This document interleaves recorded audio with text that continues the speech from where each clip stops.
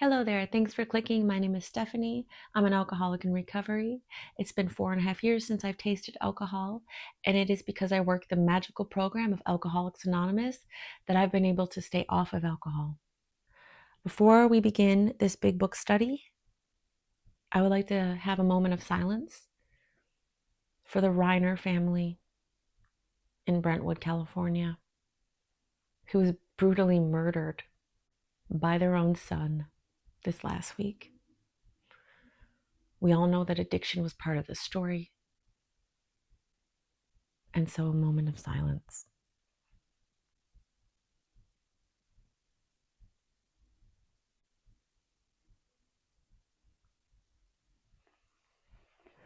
Continuing our big book study, top of page 38, more about alcoholism.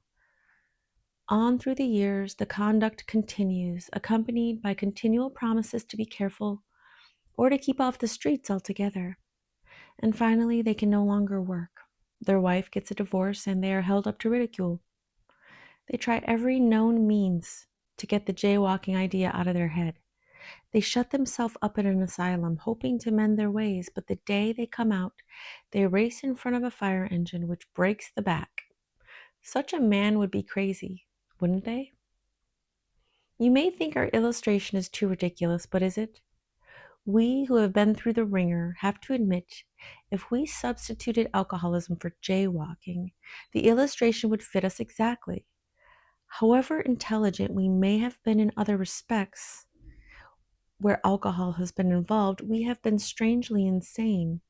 It's strong language, but isn't it true? Some of you are thinking, yes, what you tell us is true, but it doesn't fully apply. We admit we have some of these symptoms, but we have not gone to the extremes you fellows did, nor are we likely to, for we understand ourselves so well after what you have told us that such things cannot happen again. We have not lost everything in life through drinking, and we certainly do not intend to. Thanks for the information. That may be true of certain non-alcoholic people who, though drinking foolishly and heavily at the present time, are able to stop or moderate because their brains and bodies have not been damaged as ours were. But the actual or potential alcoholic, with hardly an exception, will be absolutely unable to stop drinking on the basis of self-knowledge.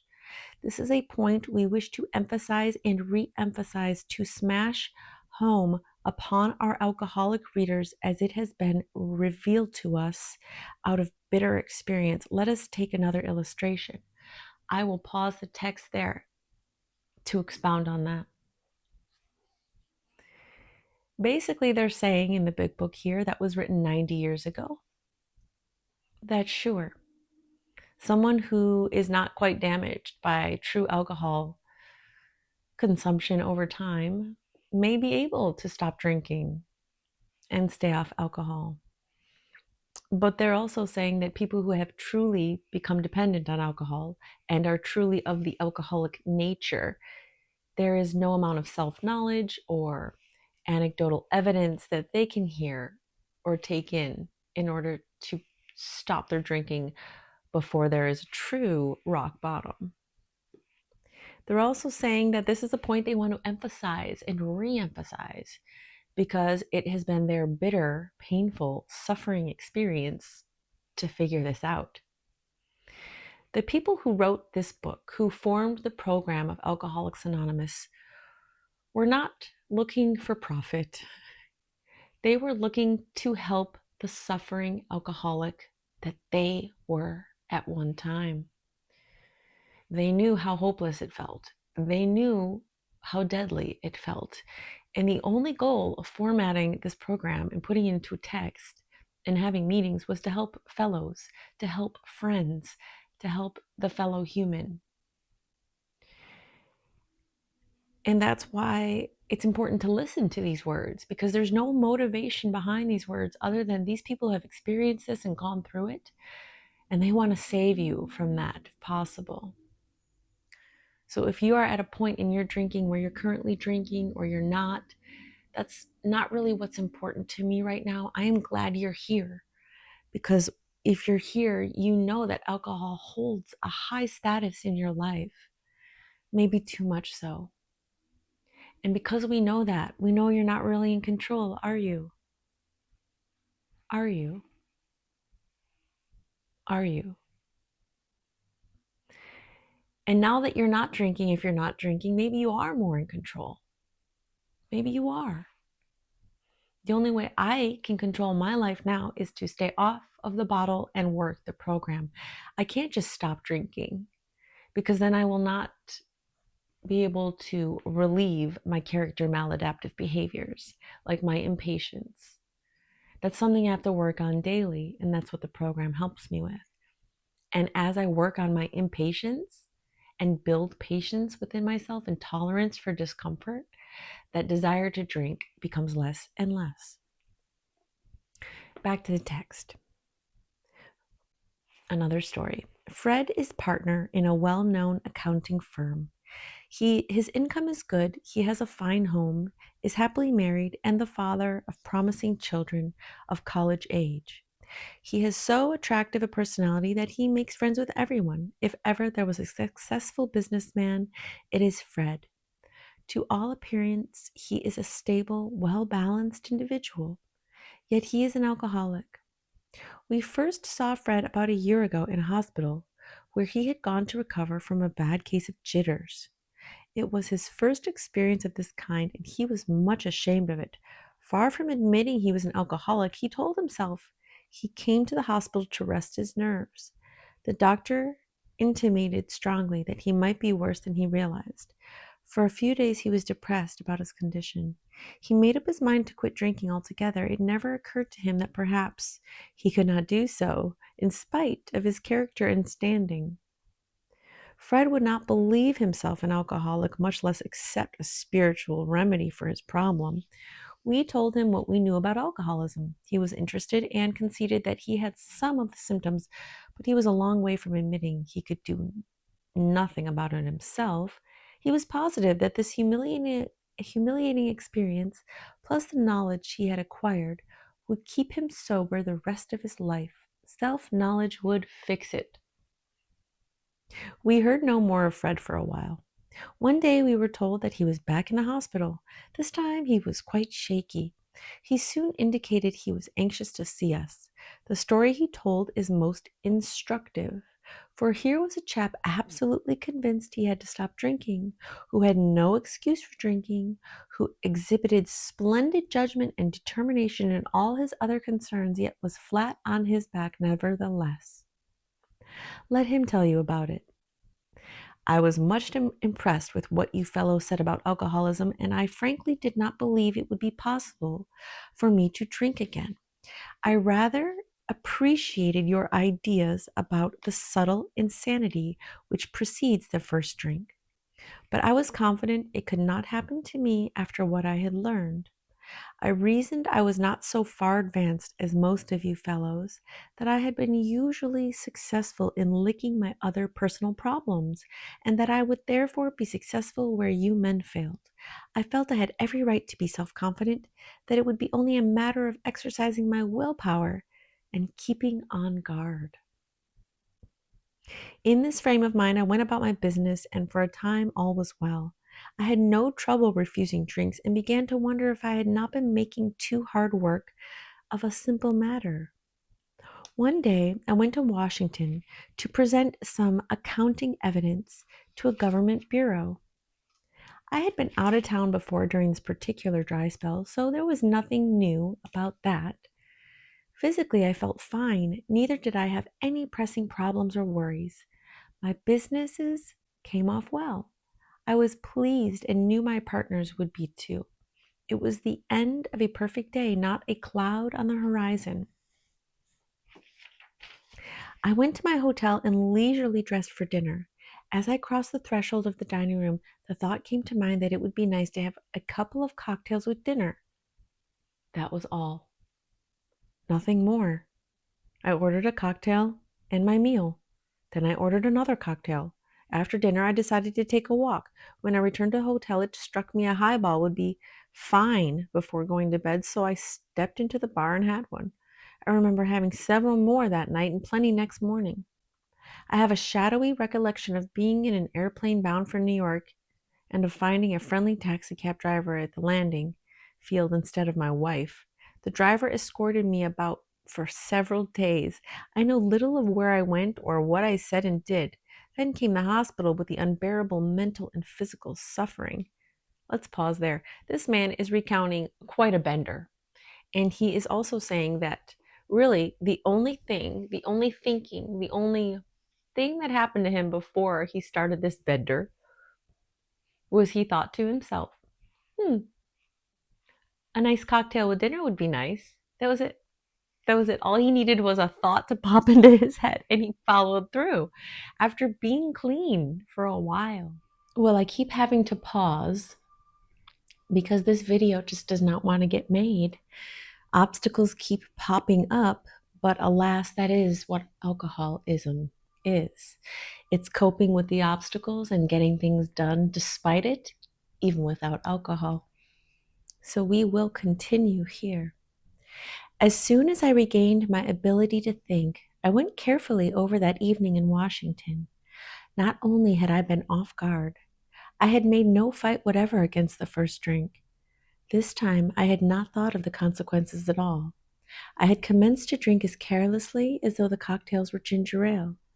I now remembered what my alcoholic friend had told me, how they prophesied that if I had an alcoholic mind, the time and place would come I would drink again. They had said that though I did raise a defense, it would one day give way before some trivial reason for having a drink. Well, just that did happen, and more. For what I had learned of alcoholism did not occur to me at all. I knew from that moment that I had an alcoholic mind. I saw that willpower and self-knowledge would not help in those strange mental blank spots. I had never been able to understand people who said that a problem had them hopelessly defeated. I knew then it was a crushing blow. Two of the members of Alcoholics Anonymous came to see me. They grinned, which I didn't like so much, and then asked me if I thought myself alcoholic and if I were really kicked this time. I had to concede both propositions. They piled on me heaps of evidence to the effect that an alcoholic mentality such as I had exhibited in Washington was a hopeless condition. They cited cases out of their own experience by the dozen. This process snuffed out the last flicker of conviction that I could do the job myself. Then they outlined the spiritual answer and program of action which 100 of them had followed successfully. Though I had been only a nominal churchman, their proposals were not, intellectually, hard to swallow. But the program of action, though entirely sensible, was pretty drastic. It meant I would have to throw several lifelong conceptions out of the window. That was not easy, but the moment I had made up my mind to go through with the process, I had the curious feeling that my alcoholic condition was relieved, as in fact it proved to be. Quite as important was the discovery that spiritual principles would solve all my problems. I have since been brought into a way of living infinitely more satisfying, and I hope more useful than the life I lived before. My old manner of life was by no means a bad one, but I would not exchange its best moments for the worst I have now. I would not go back to it even if I could. Fred's story speaks for itself. We hope it strikes home to thousands like him. We had felt only the first nip of the rigor. Most alcoholics have to be pretty badly mangled before they really commence to solve their problems. Many doctors and psychiatrists agree with our conclusions. One of these men, staff member of a world-renowned hospital, recently made this statement to some of us. What you say about the general hopelessness of the average alcoholic's plight is, in my opinion, correct. As to two of you men whose stories I have heard, there is no doubt in my mind that you were 100% hopeless apart from the divine help. Had you offered yourselves as patients at this hospital, I would not have taken you if I had been able to avoid it. People like you are too heartbreaking. Though not a religious person, I have profound respect for the spiritual approach in such cases as yours. For most cases, there is virtually no other solution. Once more, the alcoholic at certain times has no effective mental defense against the first drink. Except in a few rare cases, neither he nor she nor any other human being can provide such a defense. The defense must come from a higher power.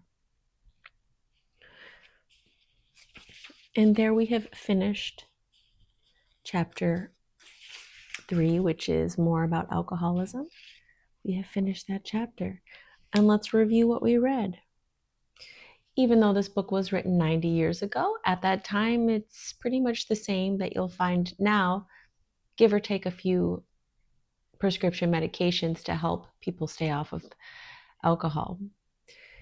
The reality is that if you are hopeless enough to need Alcoholics Anonymous as a program to stay off of alcohol, then you're probably an alcoholic. And if you think you have a problem drinking, then try this program and it will let you know if you do or don't. The reality is we could go on and on about how to figure out whether or not you have a problem drinking, but it's all within you and it's all within me. This is a personal choice to rise above the easy choice. The easy choice is to forget it, to ignore it, to stay in denial, and go about your business doing the exact same things you've always done, which is drink socially, or drink alone, or only drink once a year but go on a super bender. Whatever your relationship with alcohol is, it's yours and yours alone, and you know what it truly is. The real question is, do you want to change it? Because if you do, the program helps you change and it helps you better yourself. It's the best self-help program out there, but it's not very popular because it's not sexy. It's not salacious. There's no scandal. It's not headline making to do the hard work of self-introspection and growth, taking accountability and apologizing and changing our behavior. It is not a popular topic. With that said, if you made it this far, please drop a little wave emoji in the comments. Let me know when your sobriety date is or was. And let me know if you're drinking today or not. There is no judgment from me. I understand the allure. And if I could, I would. But I can't, so I won't. I am 100% an alcoholic, and alcohol abstinence is the only way I can stay alive today. Moving on to chapter 4. Ooh, this is my favorite chapter. Chapter 4, We Agnostics. This is my favorite chapter because I am an agnostic. Page 44. In the preceding chapters, you have learned something of alcoholism.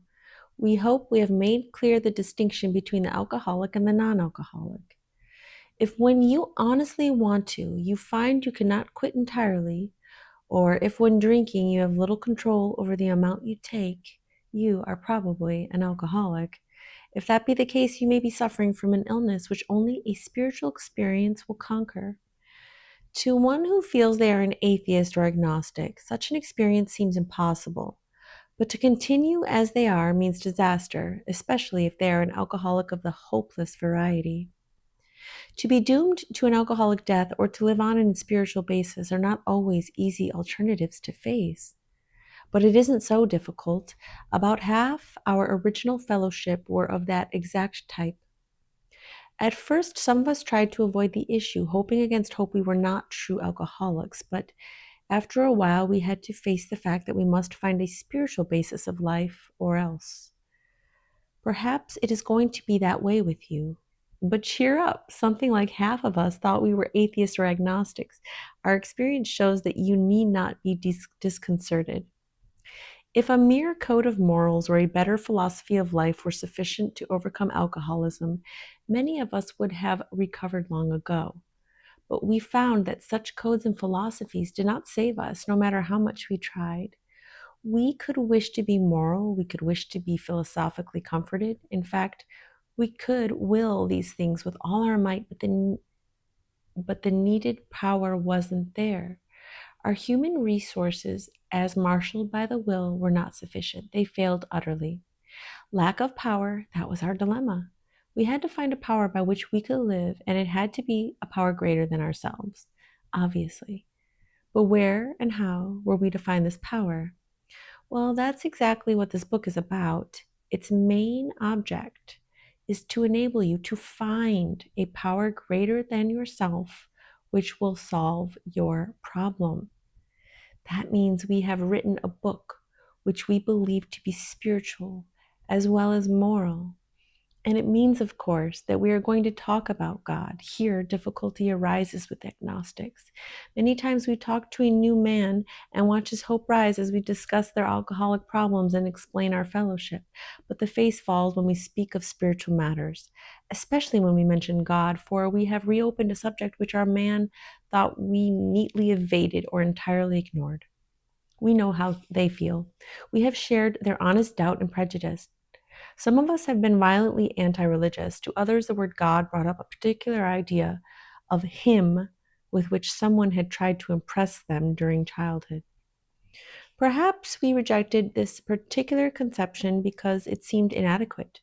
With that rejection, we imagined we had abandoned the God idea entirely. We were bothered with this thought that faith and dependence upon a power beyond ourselves was somewhat weak, even cowardly. We look upon this world of warring individuals, warring theological systems, and inexplicable calamity with deep skepticism. We looked askance at many individuals who claimed to be godly. How could a supreme being have anything to do with it all? And who could comprehend a supreme being anyhow? Yet in other moments we found ourselves thinking, when enchanted by a starlit night, what then made all this? There was a feeling of awe and wonder, but it was fleeting and soon lost. Yes, we of agnostic temperament have had these thoughts and experiences. Let us make haste to reassure you. We found that as soon as we were able to lay aside prejudice and express even a willingness to believe in a power greater than ourselves, we commenced to get results, even though it was impossible for any of us to fully define or comprehend that power which is God. Let's pause there. The irony of this chapter 4 in Alcoholics Anonymous big book called We Agnostics, well, the irony here is they're telling you exactly why this book was written. And this book was written, as they say, to help you find your higher power. They sit here in black and white and tell you that this book was written to help you find your higher power. And not only that, it also says that if you are agnostic, then this book was especially written for you. Because if you don't know how to find a spiritual remedy, a higher power, a power greater than yourself, this is the book for you. And there lies the irony here. This chapter about agnosticism is going to help explain that this book is what is going to find your higher power with you if you work the program. And I love that. They're not saying you have to believe in their version of God. They're not saying you have to believe in any sort of spiritual theology of any sort. They're just saying you have to find yourself a higher power because we know that this dynamic for a greater purpose and a greater power is what heals our alcoholic mind. So you can poo-poo that idea, but those of us who work the program know that it does work. Now, I'm an atheist, I'm an agnostic, but I also have a higher power, and it's just called good. Much to our relief, we discovered we did not need to consider another's conception of God. Our own conception, however inadequate, was sufficient to make the approach and to effect a contact with them. As soon as we admitted the possible existence of a creative intelligence, a spirit of the universe underlying the totality of things, we began to be possessed of a new sense of power and direction, provided we took another simple steps. We found that God does not make too hard terms with those who seek them. To us, the realm of spirit is broad, roomy, all-inclusive, never exclusive or forbidding to those who earnestly seek. It is open, we believe, to all people. When, therefore, we speak to you of God, we mean your own conception of God. This applies, too, to other spiritual expressions which you find in this book. Do not let any prejudice you may have against spiritual terms deter you from honestly asking yourself what they mean to you. Did you hear that? I'm going to read it again. Do not let any prejudice you may have against spiritual terms deter you from honestly asking yourself what they mean to you. At the start, this was all we needed to commence spiritual growth, to affect our first conscious relationship with God as we understood God. Afterward, we found ourselves accepting many things which then seemed entirely out of reach. That was growth. But if we wished to grow, we had to begin somewhere. So we used our own conception, however limited, we needed to ask ourselves but one short question: do I now believe, or am I even willing to believe, that there is a power greater than myself? As soon as a person can say that they do believe or is willing to believe, we emphatically assure them that they are on their way. It has been repeatedly proven among us that upon this simple cornerstone, a wonderfully effective spiritual structure can be built. That was great news to us, for we had assumed we could not make use of spiritual principles unless we accepted many things on faith which seemed difficult to believe. When people presented us with spiritual approaches, how frequently did we all say, "I wish I had what that man has. I'm sure it would work if I could only believe as they believe. But I cannot accept as surely true the many articles of faith which are so plain to them." So it was comforting to learn that we could commence at a simpler level. Besides, besides a seeming inability to accept much on faith, we often found ourselves handicapped by obstinacy, sensitiveness, and unreasoning prejudice. Many of us have been so touchy that even casual reference to spiritual things made us bristle with antagonism. This sort of thinking had to be abandoned. Though some of us resisted, we found no great difficulty in casting aside such feelings. Faced with alcoholic destruction, we soon became as open-minded on spiritual matters as we had tried to be on other questions.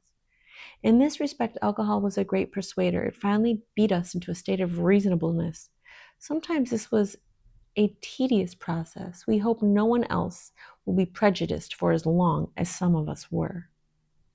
The reader may still ask why they should believe in a power greater than themselves. We think there are good reasons. Let us have a look at some of them. The practical individual of today is a stickler for facts and results.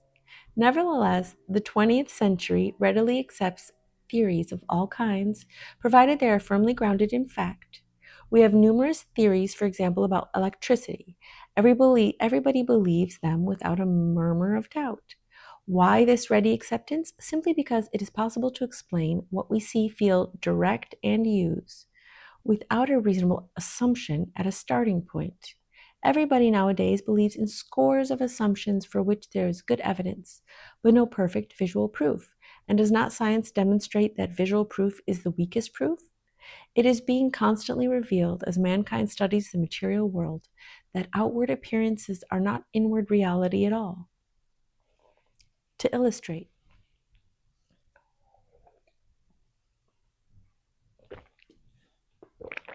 the prosaic steel grinder is a mass of electrons whirring around each other at incredible speed. These tiny bodies are governed by precise laws, and these laws hold true throughout the material world. Science tells us so.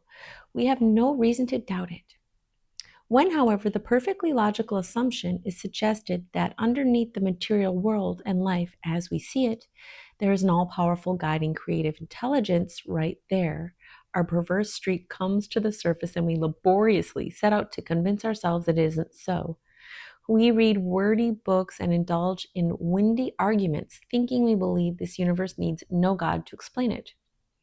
Were our contentions true, it would follow life originated out of nothing, means nothing, and proceeds nowhere. Pause there.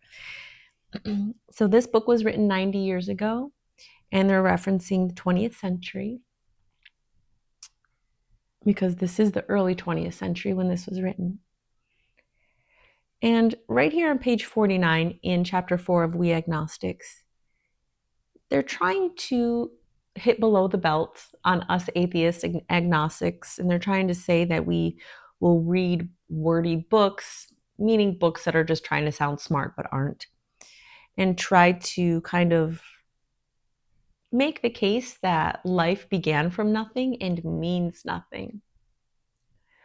But although they're really speaking on being open-minded here, they're being pretty closed-minded. right here in the book, even though they're on point with the fact that we do need a higher power, and that higher power can just be love, they cut their nose off to spite their face, because they kind of tell us that if there's no God, that means life has no meaning. And that is absolutely ridiculous. You can be a spiritual person and not believe in God. Now, I could go at length at explaining why this paragraph in this chapter is closed-minded, but I'll pause for later. My son is sick and he needs me. And I'll cut it short there on we agnostics. I have some real life to attend to right now. I know this was a shorter video, but thank you for joining me. There's so much dense information in this book. It's important to read it slowly. But I think it's ironic that in the chapter We Agnostics, they're trying to tell us that this book is a spiritual guidebook. And I think there's more to dig in there. So we'll do that next time. Until next time, no drinking. Keep smiling. Namaste. Doesn't it feel good when you're just about to do something that you know is wrong and you decide to do something else?